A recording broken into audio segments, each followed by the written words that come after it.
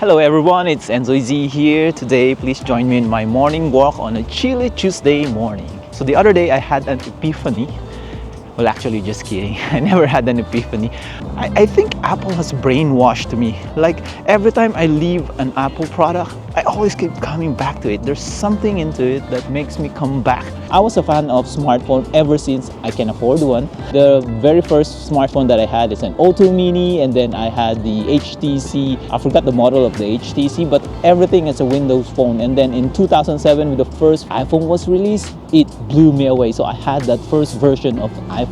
For the very first time, the integration between software and hardware is so seamless. The comparison between a Windows phone and an iPhone is like heaven and hell. So ever since I've been using an iPhone, but then there's a momentary lapse in judgment back a few years ago when I thought like, hey, you know what, maybe Android has improved throughout the years. So I tried switching to a Samsung Galaxy. To my surprise, I only lasted for a few months. I switched back to an iPhone because I can't. I find that the Android devices, it's too contrasty, too customizable. You see, that's the thing. Like, I just want to use a phone that it just works. Like, I don't want too much customization. I don't want too many options here. It seems like I miss the smoothness and the simple interface of iOS device. And then the laptop. So I'm a software engineer who mainly use Microsoft products, so it does make sense that I do have a Windows laptop. That's why it took me a while to move to a MacBook. Eventually I did buy a MacBook for my personal use, like for browsing and for doing non-software development stuff.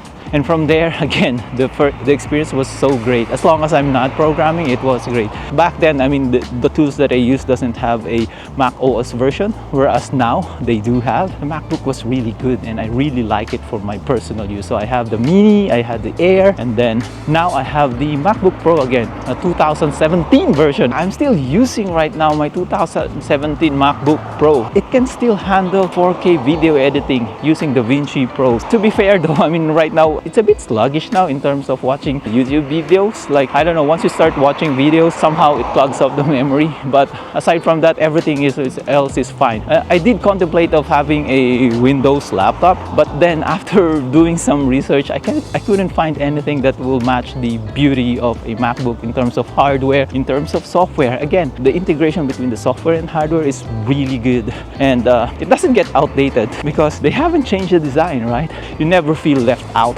if you don't upgrade, even after so many years. And then the iPad. When the first iPad came out, at that time, I don't really have a use for an iPad. Even to this day, I don't have any major use of iPad, but because of the experience that we had with the iPhone, we were enticed to buy an iPad. I still have the original iPad. After some time, I find the iPad is too heavy and quite big, so that's a time when I contemplated on switching to an Android device. I got the Google Nexus 7, which is a very small tablet. It's a rectangular in shape and very lightweight, so it's really nice. It's more convenient to use. However, after using it after some time, I did miss the smoothness of the iOS softwares. I ended up giving it away, and then I switched back to an iPad. And at that time, since I have two kids, so I got a iPad minis, and then iPad Pro, and now iPad mini 6. iPad doesn't have many use cases for my part because iPad is like in between a laptop and a phone, and phone these days is quite huge as well, so there's really a gray area whether you need a iPad or not. So in my case, the only reason I still have an iPad mini because I'm using it for my journaling, but apart from that, I just use it like whatever I can do on my phone already or my laptop, just like browsing and also watching videos. So that's another Apple Voodoo magic trick. It makes you buy things that you don't really need, but it's a nice to have. Wow, I'm quite surprised that I still have the original iPad. Even though it's a first version and old, still feel premium. And the last Apple product that I got enticed into buying too was a Apple Watch. I did not immediately buy an Apple Watch when it first came out because I guess who wants another device to charge overnight? But then after a few years, when Apple became like a more fashion statement, you see it more and more with a lot of people. Finally, I gave in. I got myself an Apple SE. From then on, I've been wearing it for like 3 to 4 years, and last year I did switch to Apple Watch Ultra 2. There are only two gripes that I have with the Apple Watch. First is the Apple Watch faces. I find it very limited and I thought it was so basic and so ugly, but more into that later on. And the second gripe that I have was that it doesn't work on my tattooed left arm, and I like wearing my watches on my left arm. For years already, I've been wearing my Apple Watch on my right wrist. I was hoping that maybe someday I'll be able to wear my watch again on my left hand. Probably you're wondering why I can't wear it on my left hand, because Apple Watches or any smartwatches doesn't work over a tattoo. So I guess it has something to do with the skin being black and it's blocking the sensor. I know you can turn off the wrist detection and also the passcode on your Apple Watch, but you can't use Apple Watch without an iPhone. And my iPhone is a corporate phone, so they put restriction on your phone. If your phone is restricted, it push also that restriction or security into your Apple Watch as well. What it means is that for me, the smart detection and passcode, you cannot turn it off. It's always turned on. So if I put it on my left wrist, since it's using the same module for heart detection, cannot detect that the watch is on my arm. So it keeps on locking. I can still use it. It's just that I keep on entering the passcode every time I need to look at the time, which is ridiculously not acceptable. So that's why I ended up using my Apple Watches on my right wrist. That's why this year I thought of switching to another watch, which is not an Apple Watch. And the first watch that I did try is the Garmin Epix. So it is a really lightweight watch as well. Definitely the battery is longer. However, it looks like a very traditional watch, very much like a G-Shock watch. I did not like the style. And the second thing is the realization that I had is that Apple Watch faces is not that bad, because if you see the watch faces available in Garmin Epix, they are so ugly, and even the customized one, it's still ugly. What you didn't realize is that Apple Watch faces are meticulously curated. You thought it's very simple, very limited, but those are really good. So within a week, I did sell the Garmin Epix, and then I thought like maybe give another try to another brand. So I ended up with Soon to Race. Physically, it's really good, it's really nice, it's quite comfy, it's quite lightweight as well. But the problem that I have is the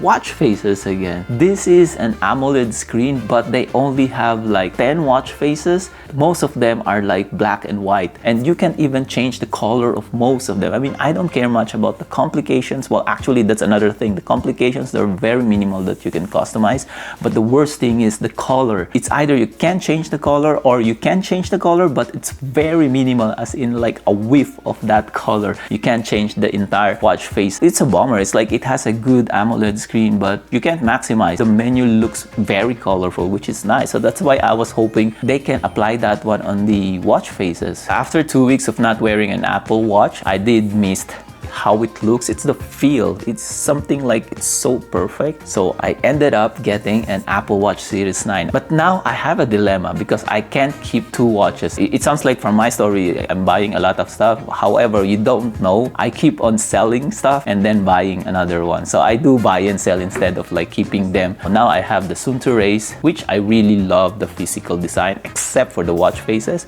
And then I have the Apple Series 9, which is, I love the implementation of the iOS watch software, but I can't keep two watches. First, I can't afford having two watches. And the second thing is like every morning, I don't want to decide which watch I'm going to wear. For a couple of days, I started wearing both the Soon to Race and Apple Watch Series 9 on my wrist. And after a few days, my final verdict was Soon to Race. Yes, for the very first time, I did not go back to an Apple device. So I weighed the pros and cons. I mean, Apple Watch still look good. However, I'm more like of a outdoor or rugged type. So I like the form factor of the Soon to Race, except for the watch faces. But after wearing them for quite a while, I think like I can live with the ugly watch faces of Soon to Race. And the winning factor that made me switch to the Soon to Race is that the ability for me to wear it on my left tattooed arm. While the heart detection doesn't work because the tattoo is still blocking the sensor, at least I can wear my watch like a watch, missing only the heart rate functionality and other features that relies on that sensor. So that's why, since this one works on my left arm,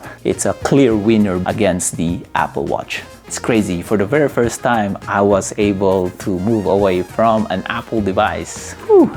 First world problems. Before I go, I would like to greet my #1 supporter here in the channel, also in Facebook and Instagram, Sir Nate. Belated happy birthday. Thank you very much for your support. Thank you everyone for the support as well. If you have any thoughts or any opinions about switching from an Apple device to another one, let me know in the comment section below. Thank you very much for watching, and don't forget to live now and be happy. Peace!